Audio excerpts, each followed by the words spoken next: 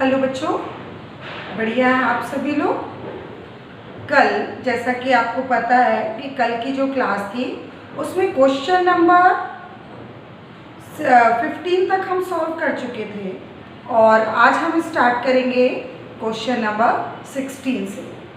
बच्चों, एक बात कहना चाहूँगी मैं कि अपना रिटन वर्क है वो कंप्लीट करते चलेंगे, क्योंकि आपके हर 15 दिन में असाइनमेंट आपको तैयार करना पड़ेगा और स्कूल में लाकर यानी विद्यालय में लेकर आएंगे और उसको चेक कराना पड़ेगा। ठीक है, तो असाइनमेंट के साथ साथ आपकी फेयर कॉपी भी आपको चेक करानी पड़ेगी। इसलिए बहुत सिंसियर जो अभी जुड़े हुए हैं और व्हाट्सएप के माध्यम से आपको जो भी लिंक भेजे जा रहे हैं, वीडियो पूरा देखिए और देखने के बाद उसको पूरा नोट डाउन करिए, कॉपी में फेयर करते चलिए। आपको कंटिन्यू प्रैक्टिकल मिलेंगे, एक एक प्रैक्टिकल मैं करा रही हूँ इसलिए ताकि आपको किसी भी प्रकार की कोई समस्या नहीं हो। तो आप अपना रिटन वर्क ज़रूर कंप्लीट करके रखें। सिर्फ मेरे सब्जेक्ट का नहीं, मैं तो सिर्फ 3 सब्जेक्ट लेती हूँ, हिंदी और इंग्लिश का भी बोल रही हूँ बच्चों। क्लास 12 पूरा आप जो भी 5 विषय की कॉपी है 5 सब्जेक्ट की वो पूरी कंप्लीट करके रखें, क्योंकि आप जब विद्यालय आएंगे अपना असाइनमेंट लेकर तो उसके साथ आपको फेयर कॉपी भी लेकर आनी है। ठीक है, और इसलिए बिल्कुल सिंसियर होके पढ़ाई करना चालू कर दीजिए। जो भी होता जा रहा है उसको घर पर रिवाइज भी करते चलिए, क्योंकि क्वेश्चंस आपके फ़ोन में आएंगे और आपको उसको क्वेश्चन को सॉल्व करना पड़ेगा, है ना। तो बुक से ही करेंगे पर कैसे पता चलेगा? जब हम बुक डेली पढ़ेंगे तब हमें पता चलेगा कि किस क्वेश्चन का आंसर हमको कहाँ पर लिखा हुआ। ठीक है, तो इस प्रकार से आप अपनी प्रिपरेशन स्टार्ट कर दें। स्टार्ट करते हैं क्वेश्चन नंबर 16। आप भी अपनी बुक में देखेंगे, लेसन है हमारा कैश बुक जो चल रहा है, लगभग वो समाप्ति की ओर पर है। तो क्वेश्चन देखें, पेज नंबर 207, क्वेश्चन नंबर 16। निम्नलिखित व्यवहारों को कादम्बिनी की त्रिस्तंभीय रोकड़ बही में दर्ज करें। त्रिस्तंभीय रोकड़ बही यानी 3 खाने वाली रोकड़ बही, जिसको हम ट्रिपल कॉलम कैश बुक भी बोलते हैं। आपको पता है बच्चों, जो हमारा राइट हैंड साइड पक्ष होता है यानी क्रेडिट पक्ष होता है, वो हमारा खर्चे का पक्ष है ना। जब भी हमारे पास से कैश जाएगी तो कहाँ पर आएगा? राइट हैंड साइड में। ठीक है, और जब भी हमारे पास कैश आएगी तो वो कहाँ पर आएगा? लेफ्ट हैंड साइड में। यानी ये डेबिट वाला पक्ष जो है वो हमारा प्राप्ति का पक्ष है और क्रेडिट वाला जो पक्ष है वो हमारा खर्चे का पक्ष है। ठीक है, तो देखते हैं फर्स्ट एंट्री क्या है। कल हमने बैंक ओवरड्राफ्ट स्टार्ट कर दिया था। जब बैंक बैलेंस होगा तो डेबिट में एंट्री होगी, डेबिट के बैंक में आएगा शेष, और जब बैंक ओवरड्राफ्ट यानी अधिविकर्ष होगा तो क्रेडिट के बैंक में बैलेंस जाएगा। 2015 1 जनवरी रोकड़ शेष 4000 रुपये। स्टार्ट करते क्वेश्चन। 2015 1 जनवरी टू बैलेंस बीडी। ठीक है, अमाउंट दिया हमको 4000 रुपये, तो कैश की कॉलम में 4000 हमने लिख दिया। ठीक है, नेक्स्ट एंट्री है 1 जनवरी की है, बैंक शेष क्रेडिट। बैंक शेष क्रेडिट यानी यहाँ पर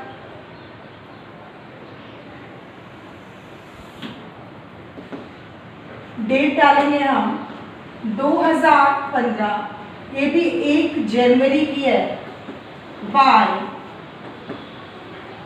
बैलेंस बीडी। अब बैंक शेष क्रेडिट, तो क्रेडिट पक्ष में हम बैंक के कॉलम में बैलेंस लिखेंगे 2000 रुपये, तो बैंक के कॉलम में लिखा हमने 2000। ठीक है, इस तरीके से हमने बैलेंस को लिख लिया, जो हमको पुराने सत्र का दिया है उसको न्यू उसमें लेकर आएंगे। नेक्स्ट एंट्री है 3 जनवरी बैंक में जमा किया। आपको बताया गया बच्चों, यदि बैंक में हम पैसा जमा करते डिपॉजिट इनटू बैंक तो भी कॉन्ट्रा एंट्री होगी। यदि हम विड्रॉ करते बैंक से तो भी हमारी कॉन्ट्रा एंट्री होगी। यानी बैंक और कैश जब जब हमारे पास साथ में आएंगे, यानी bank account debit to cash account bank में जमा कर रहे हैं, तो बैंक कहाँ पर है? डेबिट में। 3 जनवरी की एंट्री है, 3 जनवरी टू, तो बैंक की जगह हम क्या लिखेंगे? To cash account. अमाउंट दिया है हमको 3000 रुपये, तो देखते हैं हम, ये कैश जो हमने किसकी जगह पर लिखा, बैंक, इसलिए अमाउंट किसके कॉलम में लिखेंगे, बैंक के कॉलम में लिखेंगे 3000 और कॉन्ट्रा एंट्री से इसको शो करेंगे। अब देखो बच्चों, सी 2 कैश, कैश कहाँ पर है, क्रेडिट 3 जनवरी। अब क्रेडिट में कैश है, बस कि उसके ऑपोजिट में क्या है, बैंक, तो बाय बैंक अकाउंट, और ये कैश की जगह पर बैंक लिखा है इसलिए कैश के कॉलम में आएगा 3000 और कॉन्ट्रा एंट्री से इसको शो करेंगे। ठीक है, नेक्स्ट एंट्री देखेंगे बच्चों, अरुण से चेक मिला 10 जनवरी। अरुण से चेक मिला, किसी व्यक्ति से चेक मिलता है यानी कैश यानी पत्र मुद्रा, और यदि किसी व्यक्ति को चेक द्वारा पेमेंट करते हैं तो वहाँ अमाउंट कहाँ पर जाएगा, बैंक में, और एंट्री में भी हम बैंक ही लिखेंगे। पर हमको अरुण से चेक मिल रहा है यानी cash account debit to Arun, entry ये बन रही है कि कैश टू अरुण। तो कैश कहाँ पर है, डेबिट में 10 जनवरी टू अरुण, और अमाउंट जाएगा कैश के कॉलम में कुल 1000। नेक्स्ट एंट्री है 15 जनवरी। अब cash account debit to sales account, नगद विक्रय की, नगद विक्रय किया यानी कैश आ रही है और जो गुड्स है वो जा रहे हैं क्योंकि सेल कर रहे हैं। तो जब कैश आएगी तो कहाँ पर लिखेंगे, डेबिट में। ठीक है, अब देख रहे हैं कि आप कैश डेबिट में है तो एंट्री भी कहाँ पर होगी, डेबिट में होगी, बट कैश की जगह पर हम क्या लिखेंगे, to sales, to sales account. Amount है कैश के कॉलम में 10,000 रुपये और डेट है 15 जनवरी, 15 जनवरी। नेक्स्ट एंट्री हम देखेंगे बच्चों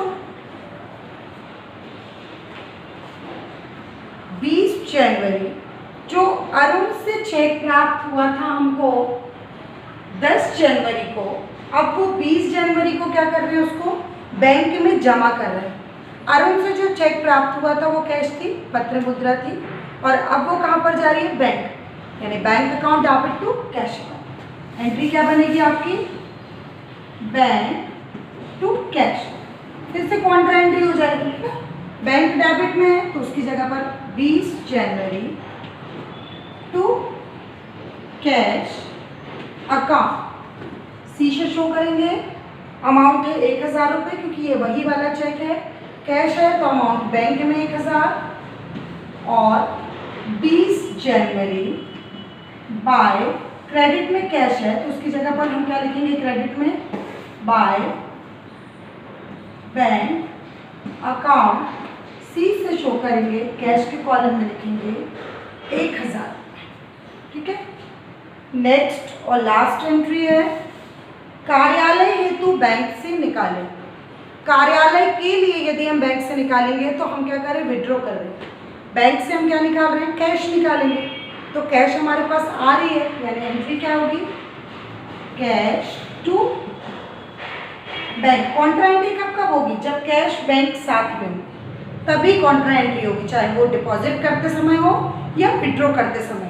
तो यहाँ पर हम विड्रॉ कर रहे हैं, अब कैश डेबिट में है उसकी जगह पर हम डेबिट में क्या लिखेंगे, टू बैंक अकाउंट, डेट है 30 जनवरी, अमाउंट है 600 रुपये, 30 जनवरी, और बैंक है तो अमाउंट कैश में 600 रुपये, और 30 जनवरी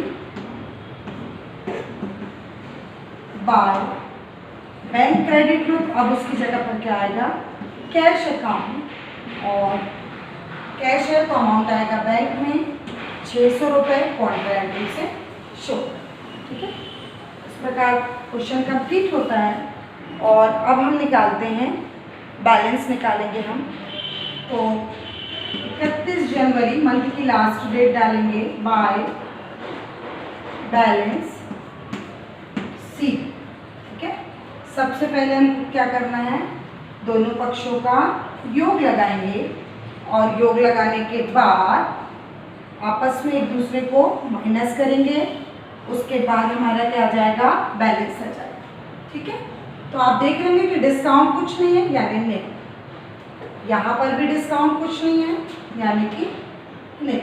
ठीक है, अब आप देखोगे पहले हम कैश लेते हैं तो डेबिट का कैश का टोटल लगाएंगे, क्रेडिट के कैश का टोटल लगाएंगे। तो यदि हमने डेबिट के कैश का टोटल लगाया तो 15,600। ठीक है, 15,600 और क्रेडिट का टोटल यदि हमने लगाया तो हमारा 4,000। 15,600 में से यदि हम 4,000 लेस करते हैं तो हमारा बैलेंस कितना आएगा, 11,600 है ना,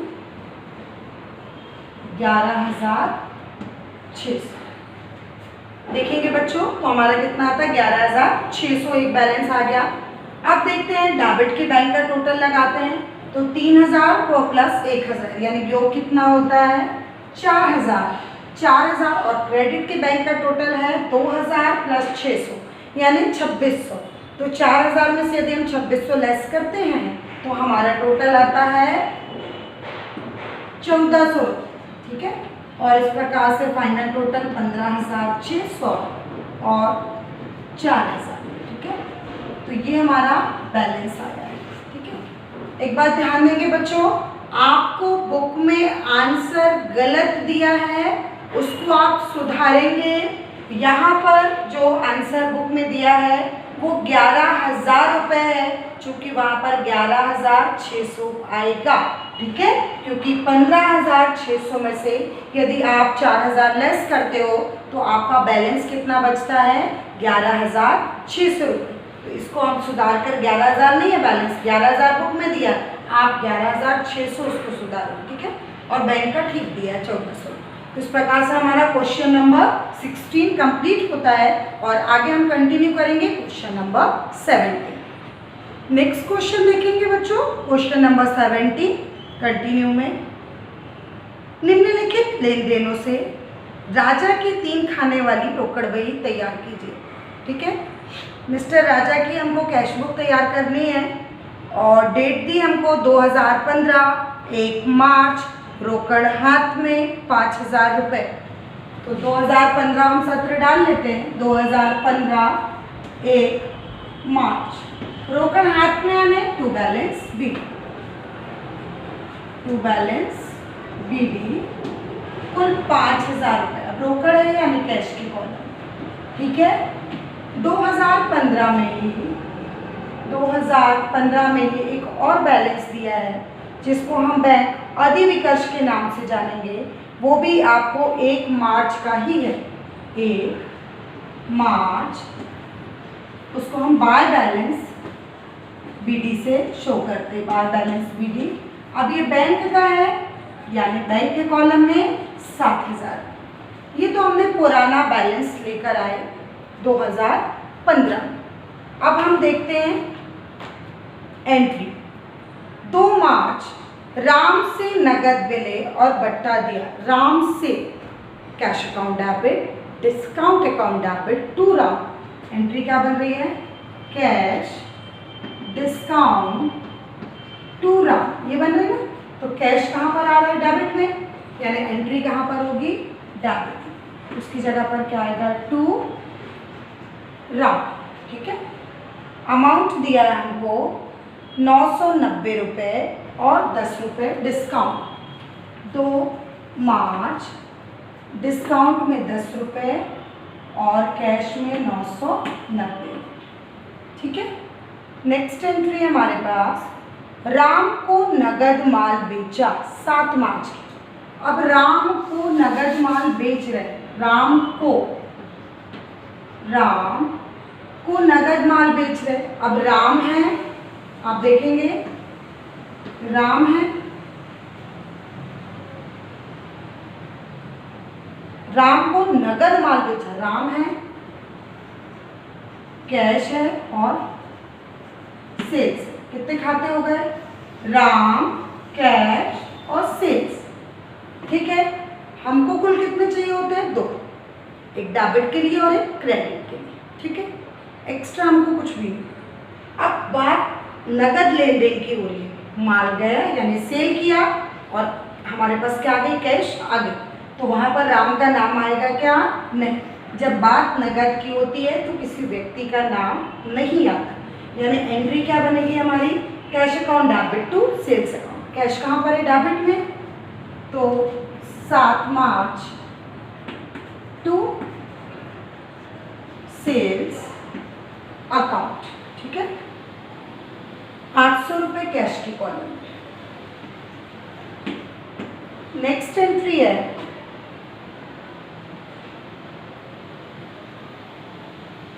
मोहन से चेक मिला 720 और बट्टा दिया 30। बट्टा यानी होता है डिस्काउंट। मोहन से किसी व्यक्ति से चेक मिलता है तो कैश, यानी एंट्री क्या बन रही है?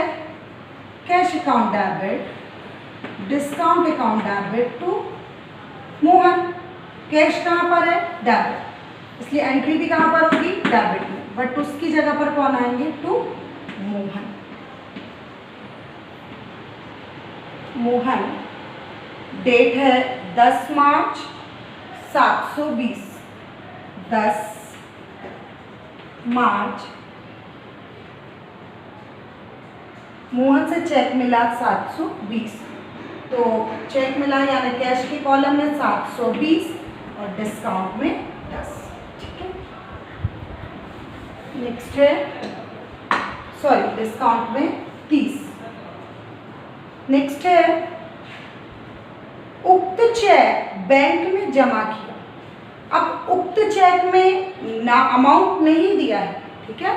उक्त चेक यानी जस्ट जो अभी एंट्री हुई उसी चेक को अब वो बैंक में डिपॉजिट कर रहे हैं, यानी मोहन से जो चेक आया था यानी कैश, अब उसको बैंक में जमा करें, यानी bank account debit to cash account. Entry क्या बन रही है? बैंक टू कैश, यानी कॉन्ट्रा एंट्री, बैंक की जगह कैश। तो यहाँ पर हमने क्या लिखा? To cash account. सी से शो करेंगे, कैश है तो अमाउंट जाएगा बैंक के कॉलम में। अमाउंट कितना था? 720, क्योंकि उक्त चेक है, और यहाँ पर जाएगा बाय बैंक अकाउंट। सी से शो करेंगे, अब बैंक है तो अमाउंट जाएगा कैश के कॉलम में 720 रुपये, और डेट दी है हमको 11 मार्च। यहाँ पर भी लिखेंगे डेबिट में भी 11 मार्च। कॉन्ट्रा एंट्री थी, दोनों पक्षों में एंट्री हुई है। और लास्ट एंट्री हमको दी है बैंक से निजी प्रयोग के लिए निकाले 16 मार्च। बैंक से निजी प्रयोग के लिए, निजी प्रयोग यानी पर्सनल यूज, व्यापार का स्वामी अपने निजी प्रयोग के लिए यानी पर्सनल यूज के लिए बैंक से क्या कर रहा है? विड्रॉ कर रहा है। जहाँ बात निजी किया जाती है, पर्सनल किया जाती है, वहाँ पर वो क्या कहलाता है? ड्राइंग। और ड्राइंग क्या है? व्यवसाय का खर्च होता है, ठीक है। तो यहाँ पर हमने खर्च यानी बाय 16 मार्च बाय ड्राइंग, खर्चे तो पूरे बाय में आएंगे, बाय ड्राइंग अकाउंट। और कितना निकाला इन्होंने? कुल 1000 रुपये ड्राइंग किया है, बैंक से विड्रॉ किया है, यानी बैंक के कॉलम में 1000, ठीक है। इस प्रकार से हमारी एंट्री कंप्लीट होती है। और अब हम निकालेंगे आंसर। देखेंगे बच्चों, अब हम क्या निकालेंगे? इसका टोटल निकालेंगे। सबसे पहले हम डिस्काउंट का क्लियर कर लेते हैं। 10 और 30 यानी इधर कितना हो गया? डिस्काउंट 40, और यहाँ पर डिस्काउंट निल है यानी डैश हो जाएगा। अब आप देख रहे होंगे कि डेबिट का, कैश का, डेबिट में पहले हम कैश का टोटल लगाएंगे, 5000 प्लस 990 प्लस 500 प्लस 720, तो हमारा टोटल आता है 7210। 7210, ठीक है। अब 7210 और क्रेडिट के कैश का टोटल मात्र है 720 रुपये। एक ही अमाउंट है, 720 रुपये कैश के कॉलम में गया, तो 7210 में से 720 को हम लेस कर देंगे तो हमारा बैलेंस आएगा 6490। 6490, ठीक है। और 7,210 फाइनल टोटल हो जाएगा, यानी बाय बैलेंस CD 31 मार्च को हम लिखेंगे। ठीक है, अब बात आती है बैंक की। आप देख रहे होंगे कि डेबिट में बैंक कम है, क्रेडिट का बैंक ज़्यादा है, तो जिस पक्ष में कम होगा बैलेंस तो हमको वही ले जाना पड़ेगा।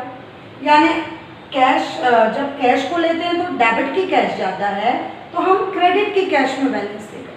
अब बात बैंक की आती है तो क्रेडिट का बैंक ज़्यादा है, कितना है, कुल 8,000 रुपये है ना। क्रेडिट का टोटल ज़्यादा है 8,000 रुपये, तो हमको बैलेंस कहाँ पर लाना पड़ेगा, 2 में, 2 बैलेंस CD है ना।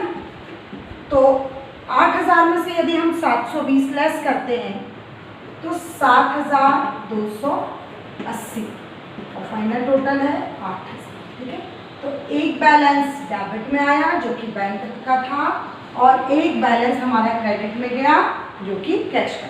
ज़रूरी नहीं है कि सारे बैलेंस क्रेडिट में आए या सारे बैलेंस डेबिट में आए। कभी डेबिट में कैश ज़्यादा हो सकती है, कभी क्रेडिट में हो सकती है, कभी डेबिट का बैंक ज़्यादा हो सकता है, कभी क्रेडिट का हो सकता है। तो ये खर्चों पर और प्राप्ति पर डिपेंड करता है हमारे, इसी को हम कैश फ्लो बोलते हैं। ठीक है, इस प्रकार से हमारा क्वेश्चन नंबर 17 भी कंप्लीट होता है और क्वेश्चन नंबर 18 कंटिन्यू करते हैं। क्वेश्चन नंबर 18 आप भी अपनी बुक में देखेंगे बच्चों। निम्नलिखित व्यवहारों से त्रिस्तंभीय रोकड़ बही तैयार करना है, यानी triple column cash book. Continue में हम यही कर रहे हैं। 2017 1 अप्रैल, तो स्टार्ट करते हैं। 2017 1 अप्रैल टू बैलेंस BD हमको दिया है, रोकड़ शेष 225 रुपये, तो कैश के कॉलम में हमने लिखा 225 रुपये। 2017 1 अप्रैल बाय बैलेंस BD, बैंक के कॉलम में हमें दिया है 400 रुपये, यानी बैंक ओवरड्राफ्ट हमको दिया है 400 रुपये जो बाय बैलेंस BD जाएगा। ठीक है, नेक्स्ट एंट्री है, 2 एंट्री एक ही डेट में 2 एंट्री इंक्लूड है। 2 अप्रैल को दिया है नगद बिक्री 600 रुपये। पहले हम आधी आधी एंट्री को सॉल्व करेंगे। नगद बिक्री 600 रुपये, मान गया कैश आई, cash account debit to sales account. Cash कहाँ पर है, डेबिट में, तो उसकी जगह पर हम क्या लिखेंगे, टू सेल्स। टू सेल्स लिखा। अब अमाउंट देखेंगे हम 600 रुपये, कैश के कॉलम में 600 रुपये। ठीक है, 2 अप्रैल। नेक्स्ट एंट्री है, इसी में आगे कंटिन्यू करेंगे। 150 रुपये बैंक में जमा की, bank account debit to cash account. अब आप देख रहे हो बैंक भी है और कैश भी, यानी कॉन्ट्रा एंट्री। तो बैंक की जगह टू कैश अकाउंट, और क्रेडिट में कैश है तो कैश की जगह पर हम क्या लिखेंगे, बाय बैंक अकाउंट। ठीक है, अमाउंट है 150 रुपये 2 अप्रैल। अब बैंक है तो अमाउंट कैश में 150 रुपये और कॉन्ट्रा एंट्री से शो करेंगे, और कैश है तो बैंक में 150 रुपये और कॉन्ट्रा एंट्री से हम शो करेंगे। ठीक है, नेक्स्ट एंट्री देखेंगे। अमित से चेक मिला 800 रुपये जिसे बैंक में भेजा गया। अब आप देख रहे होंगे कि एक ही डेट की है, अमित से आ रहा चेक और बैंक में जा रहा है। Bank account debit to Amit. ठीक है, अमित से चेक आया और बैंक में गया, तो यानी एंट्री क्या हो जाएगी आपका, bank account debit to Amit. तो टू अमित,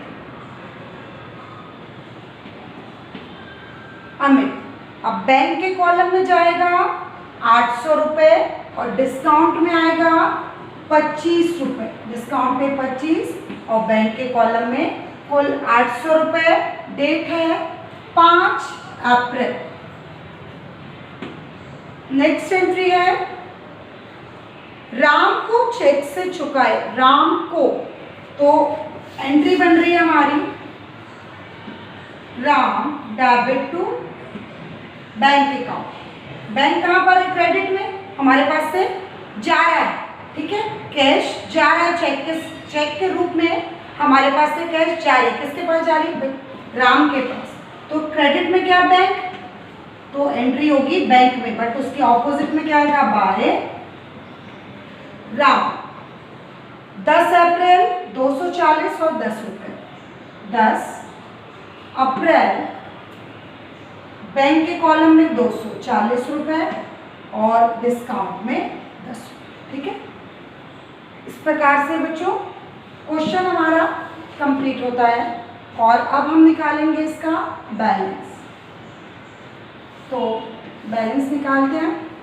सबसे पहले हम क्या करेंगे? दोनों साइड का योग लगाएंगे और योग लगाने के बाद बैलेंस निकालेंगे। सबसे पहले देख रहे हैं डिस्काउंट का 25 रुपये और यहाँ पर डिस्काउंट 10 रुपये, ठीक है।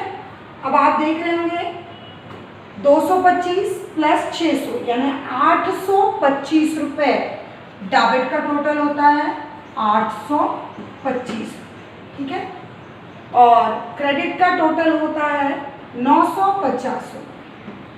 आप देख रहे होंगे कि डेबिट के ही अमाउंट ज़्यादा है, ठीक है। अब इसमें से हम क्या करेंगे? लेस कर देंगे, बैलेंस निकालेंगे, ठीक है। तो यदि हमने डेबिट का टोटल कैश का लगाया तो टोटल आया 825 और क्रेडिट में मात्र कैश का कितना दिया? 150 रुपये। तो यदि हम 825 में से 150 लेस करते हैं तो 675 रुपये हमारा बैलेंस आता है।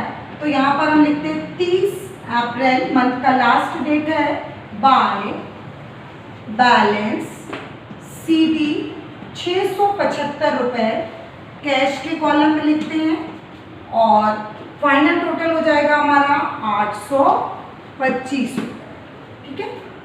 अब बात आती है बैंक की।